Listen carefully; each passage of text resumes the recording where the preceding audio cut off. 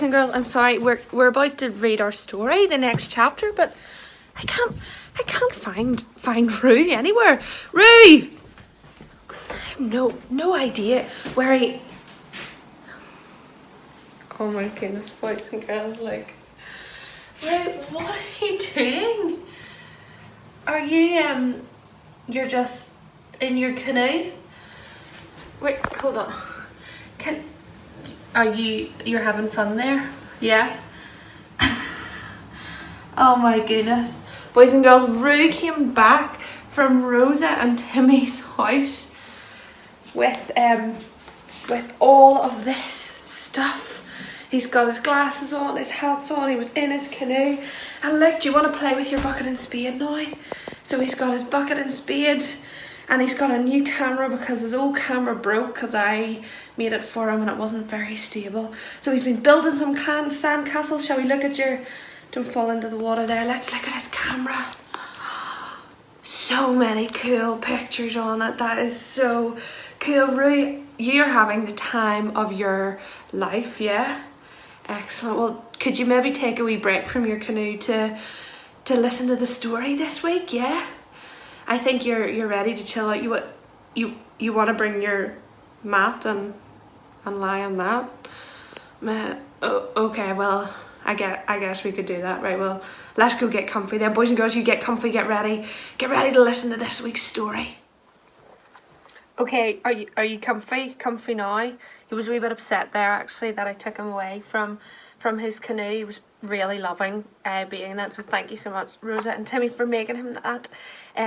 But he's here, he's chilled out, he's refusing to take his hat and his sunglasses off because he's clinging on to holiday mode because Roo, like you boys and girls, is going back to school next week as well. So he's just clinging on to the last few days of the summer holidays, aren't you?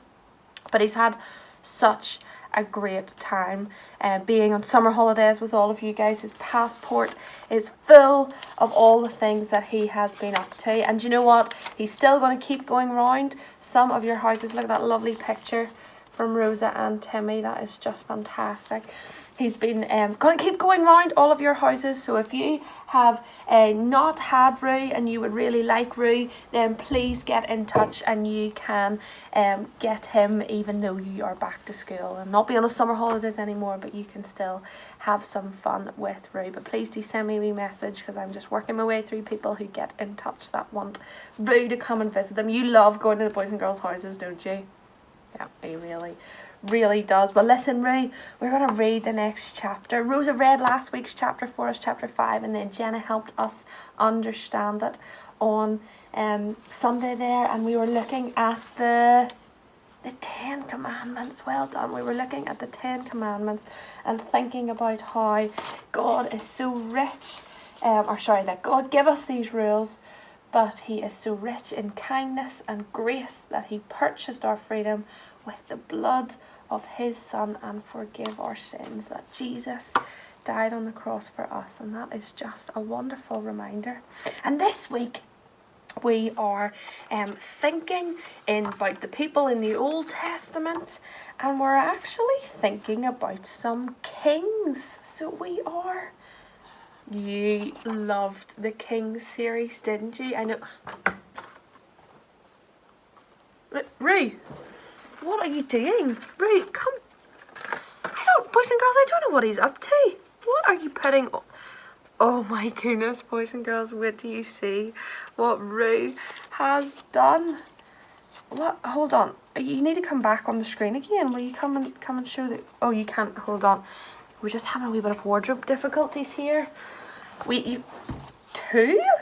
Oh, that looks a wee bit ridiculous, but, you know, okay, whatever you want to do, that's fine. Are you ready?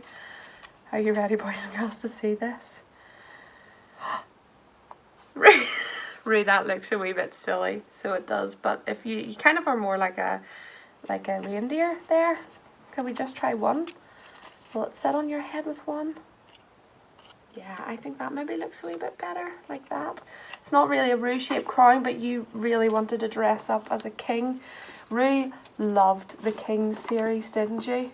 You really enjoyed learning about all the kings in the Bible. Okay, maybe it does work better on your ear. We'll just leave that there. You were right all along. So he's dressed up as a king. He's ready to hear about some kings in the Bible. We know loads about the 5 of the kings from the Bible, don't we? Although the last one was Jesus, the perfect king. But let's read the story here and see where we're at in the biggest story. All right.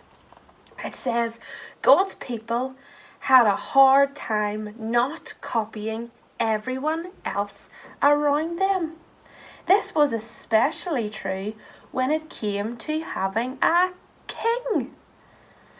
Although God warned them how bad kings could be, and remember when we did our 5 Kings series, there was some bad kings. Rue, give us a thumbs down. Good job. How bad kings could be, they just had to have one. So eventually, God gave them a king. Be careful what you ask for. You might just get it. The first king was Saul. He was very impressive height, wise and pretty disappointing in every other way. Rue, can you see the pictures all right? Yeah. Oh, he fell down. Rue, come back. The story's not over yet. Keep listening. Good job. Good job. He's taking his wee crown off. Okay. So there's one king, boys and girls. Then, oh, look at this picture, Rue. Boys and girls, look. Look at that big king. My goodness. The second monarch, young David from Bethlehem, was definitely much better. In fact, before we get to the king, that's Jesus. There's almost no one more important than King David.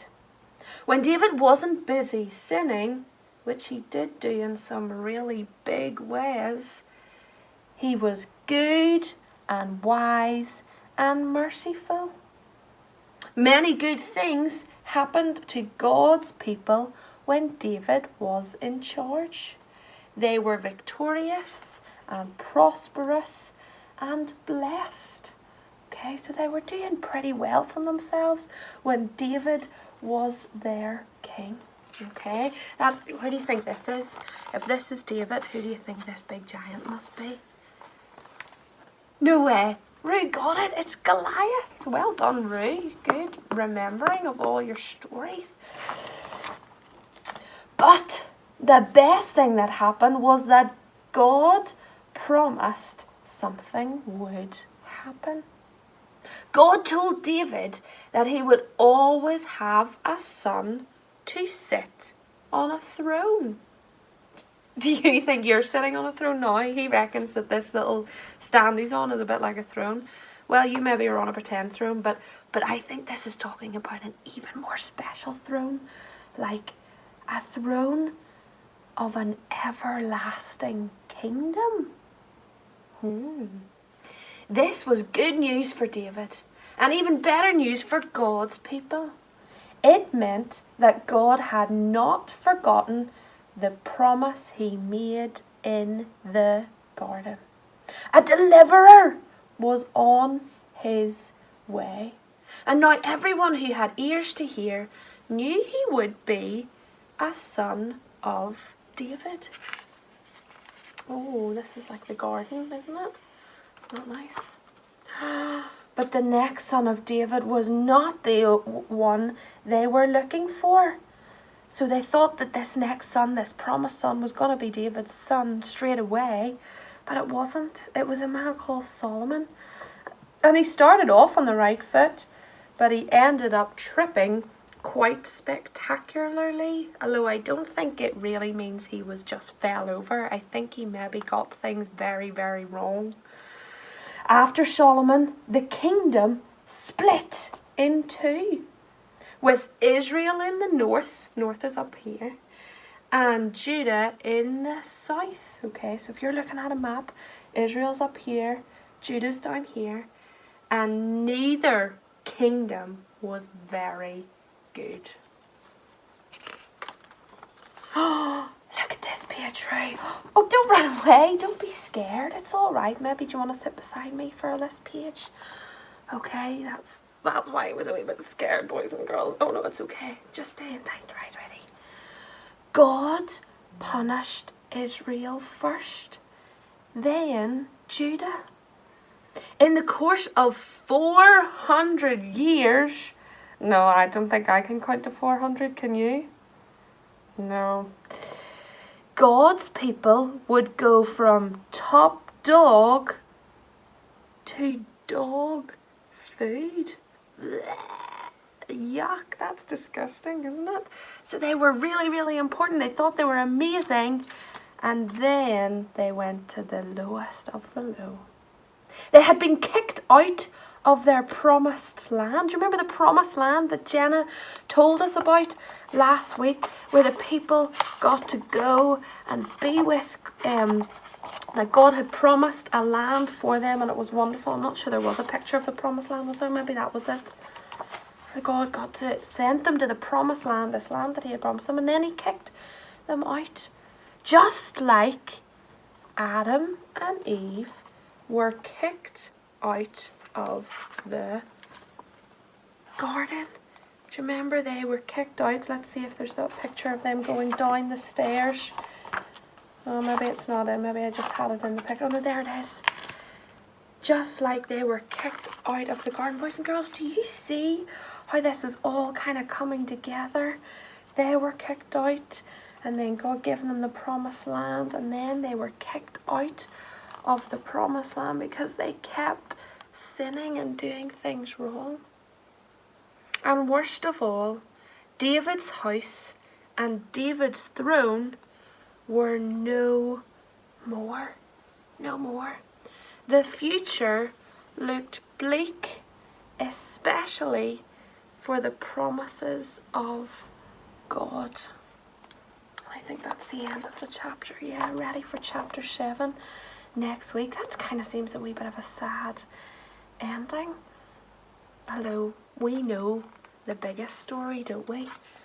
We kind of know what's coming next. If I give you a little sneak peek, are you ready for a sneak peek?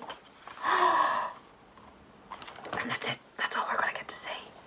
So although that's a sad ending to this chapter, that the people are not doing what they want to do. All these kings think that they are in charge, but there's a bad king, and then maybe another king comes along and he's all right, but he does something wrong, and they're waiting and waiting and waiting for a good king and somebody to rescue them and save them and give them a way into the everlasting kingdom. I think we know that that picture of the empty tomb means that there's a good ending to this biggest story, don't we? But listen, boys and girls, tune in on Sunday, and I'm going to help us understand this story even more, and you'll be at somebody else's house having lots of fun and hopefully listening in on Sunday morning. So I'll see you then at 10:45. Say bye.